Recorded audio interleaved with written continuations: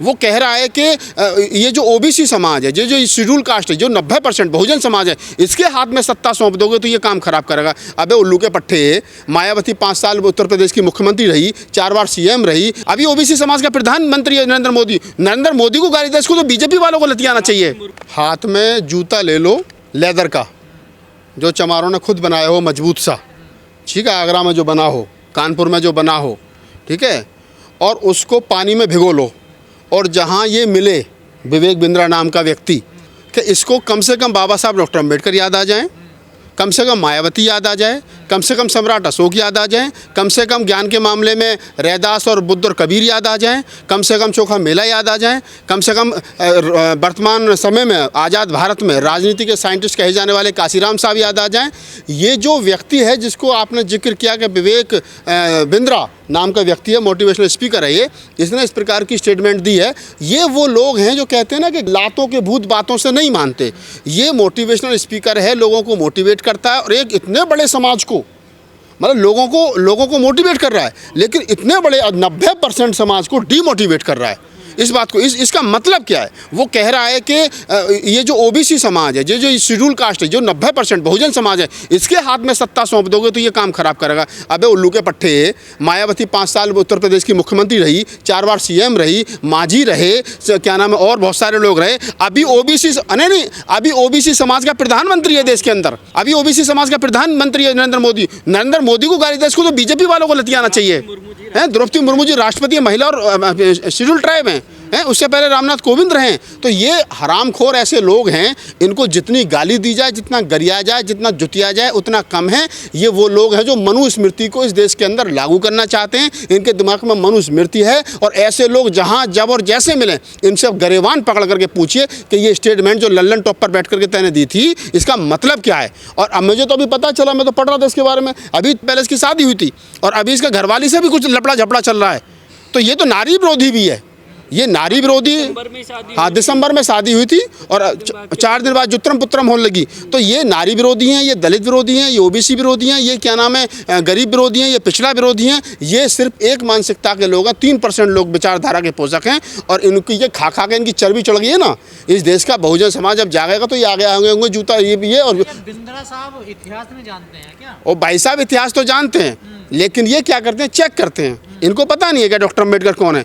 इसी का सहपाठी है माहेश्वरी, संदीप माहेश्वरी इसी का पार्टनर है ना। इसी के दौर में खान सर सफ़र कर रहे हैं, इसी के दौर में विकास दिव्य कीर्ति सफ़र कर रहे हैं। विकास दिव्य कीर्ति, ओझा सर, खान सर जितना बाबा साहब डॉक्टर अम्बेडकर पर मुखर होकर के बोल रहे हैं, क्या इसको पता नहीं है देश के अंदर क्या चल रहा है? इस देश के अंदर जितने बड़े मूवमेंट हुए, क्या बहुजन समाज के या खासतौर से शेड्यूल कास्ट के बिना हो गए? तो ये हरामखोर वीडियो बनाया था बाबा साहब पर जो काफी वायरल हुआ था। मैं बता रहा हूँ ना, ये देखिए, मैं हमेशा कहता हूँ ब्राह्मण अकेली ऐसी जाती है, ब्राह्मणवाद एक अकेला ऐसा वाद है, उसको कहीं से भी दबाओ टाइपराइटर की तरह, वो अपने टारगेट पर जाके लगता है। तो इन लोगों का क्या है, इन लोगों का ये है कि वो कुछ भी कह दें, कुछ भी सुन लें, कुछ भी कर लें। बाबा साहब पे कितने अच्छा भाषण दे लें, और तमाम लोगों पे कितने अच्छा भाषण दे लें, राजनीति में आकर के बहुजन समाज पार्टी में मायावती के पैर छू लें, पैरों में बैठ जाए, कुछ भी कर लें, लेकिन जब बात ब्राह्मणवाद की और अम्बेडकरवाद बात की आएगी तो चुनेंगे ब्राह्मणवाद को ही। तो ये वही लोग हैं, इनसे उम्मीद नहीं की जा सकती, ना तो सामाजिक परिवर्तन की, ना आर्थिक मुक्ति के आंदोलन की। वो आदमी ना अपनी पत्नी का हुआ, वो आदमी ना अपने फ्रेंड का हुआ, न वो आदमी ना अपने दोस्तों का हुआ, वो आदमी किसी का हुआ ही नहीं। वो आदमी सिर्फ और सिर्फ ब्राह्मणवाद का पोषक है। अगर मैं तो लल्लन टॉप पे जब उसका इंटरव्यू चल रहा था, तो लल्लन टॉप का जो एंकर था, उसको जब भी उसको क्रॉस करना चाहिए। तुम इतनी बड़ी आबादी को कैसे कटघरे में क्या नाम खड़ा कर रहे हो, कैसे खड़ा करो? वो लल्लन टॉप, मैं तो करूँ लल्लन टॉप को भी इसमें घसीटना चाहिए, सौरभ द्विवेदी को भी घसीटना चाहिए, जो उसका चैनल है। भाई आप इस प्रकार से बड़े चैनल पे बिठा करके किसी आदमी को बुला करके इतने बड़े समुदाय को गाली दिलवा रहे हो, संविधान विरोधी उसको स्टेटमेंट दिलवा रहे हो, और आप उसको क्या नाम रन कर रहे हो अपने चैनल पे, तो इसका मतलब चैनल भी दोषी है उसके लिए। चैनल दोषी कैसे नहीं? विवेक बिंद्रा को लेकर के अगर वो बोल रहे हैं तो चैनल भी कहीं ना कहीं दोषी है। इस बात को भी आपको समझना चाहिए। देखो हो क्या रहा है वर्तमान समय में, आप समझिए इस बात को कि जो आप कह रहे हो उन्होंने बड़ा स्कैम किया है, ये क्या है?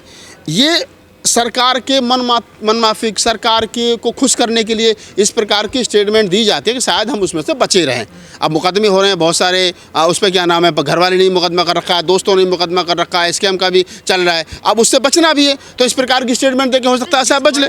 मैं वही कह रहा हूँ आपको कि हाँ, नहीं, कहाँ सर्वश्रेष्ठ ये बताया ना। सर्वश्रेष्ठ का आधार कोई लेवल कुछ तो होगा भाई। किस आधार पर? एक आपने भाषा बना ली संस्कृत, उस पर कब्जा आप करा, आपने अपने मन मुताबिक धर्म ग्रंथ लिख लिए, वो आपने पढ़ लिए, उनको दूसरों से पढ़ने से वंचित कर दिया। यही श्रेष्ठता है, यही श्रेष्ठता का पैमाना है। एक इतने बड़े समाज को आपने हथियार उठाने से रोक दिया, कहते नहीं साहब शूद्र है, शूद्र 85% आप नहीं लड़ोगे, क्षत्रिय लड़ेगा, क्षत्रिय जाकर के बिक गए हैं। और उन क्षत्रियों के भी आप सगे हुए नहीं, वो भी परशुराम ने 28 बार जो है उनके माँ के पेट से भी निकाल करके ठाकुरों का वध कर दिया, उन ठाकुरों को भी आप नहीं हुए। तो ये जो 3% लोग हैं, इनको आप समझिए कि ये दुनिया कोई दौलत पे कब्जा करती है, कोई ताकत पे कब्जा करती है, कुछ आदमियों पे कब्जा करती है। एक अकेला समुदाय ऐसा है जिसने 3% ने शिक्षा पे कब्जा किया और उसने नहीं पढ़ने दी शिक्षा। बाबा साहब डॉक्टर अम्बेडकर को संस्कृत नहीं पढ़ने दी इन लोगों ने।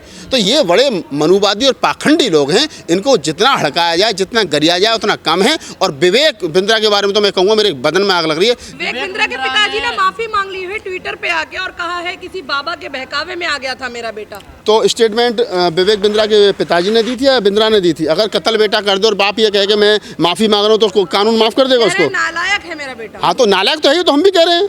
ये तो जब पैदा ही नहीं करना चाहिए था उसके बाप को। मेरा बेटा किसी पाखंडी बाबा के हाँ मैं कह रहा हूँ ना, उसका बाप ही अगर ये कह रहा है बागेश्वर धाम को टारगेट किया। हाँ बाबा बागेश्वर धाम हो या कोई अन्य दूसरा धाम हो, कोई तीसरा धाम हो, चौथा धाम हो, ये जितने धाम और बेधाम घूम रहे हैं, इन सारे धाम और बदामों का सिर्फ एक ही सिस्टम है। देखो मनुवाद की 2 दवाई, और घर में घुसने मत दो, मंदिरों में इनके में जाओ मत। और इस प्रकार के लोग जो स्टेटमेंट दे रहे हैं, ये जहाँ मिले अभी मुकदमा करवाएंगे, उसमें 2-4 FIR होंगी, तो फिर खाल में आएगा, सूड़ में आ जाएगा ना। नहीं, अभी जब 10-5 FIR पूरे देश भर में होंगी, 10-20-50 FIR होंगी, और कभी नागपुर और कभी बुलंदशहर और कभी दिल्ली और कभी गाजियाबाद और कभी रेवाड़ी और कभी भिवाड़ी जाएगा तारीखों पे, तो सारा ब्राह्मणवाद जो है वो ट्रेन में सफ़र करते करते निकल जाएगा।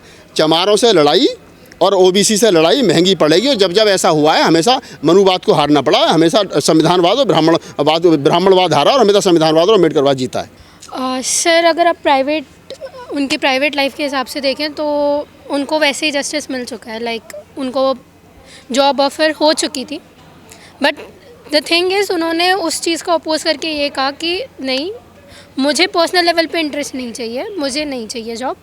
आप बेसिकली जो प्रिंसिपल है और जो रजिस्ट्रार है, आप उनको अंदर डालो। ऑलमोस्ट आज 118th डे है उनके प्रोटेस्ट का, और लगातार वहाँ पे वो बैठी हैं और अलग अलग मोटिवेशनल स्पीकर्स आते हैं रोज़। बट द थिंग इज़ आपको पता है कि जो गवर्नमेंट है वो हमारी नहीं है, तो वो हमारी बात क्यों सुनेगी? पहली बात। दूसरी बात ये कि लीडर्स भी हमारे जो अलग अलग स्फीयर्स में काम कर रहे हैं वो भी एक नहीं है। चाहे वो आप हमारी कोई भी पार्टी की बात कर लो, मैं पर्सनली किसी को नाम लेके नहीं बोलूँगी, बट दे ऑल्सो नो कि वो आके उस लेवल की लड़ाई लड़ ही नहीं रहे हैं। ये जो प्रोटेस्ट है वो आपके एक दिन का सपोर्ट का प्रोटेस्ट नहीं है, और ये प्रोटेस्ट 7 दिन में ख़त्म होने वाला प्रोटेस्ट था। अगर आप अच्छे से आके बैठ के सारे लोग उस चीज़ के बारे में बात करते तो आप आके 2 मिनट बोल के जाओगे। और मेन लीडर कहाँ आ रहे हैं? आपने कौन से मेन लीडर को देख लिया आप जो आके वहाँ पे बैठ रहे हैं?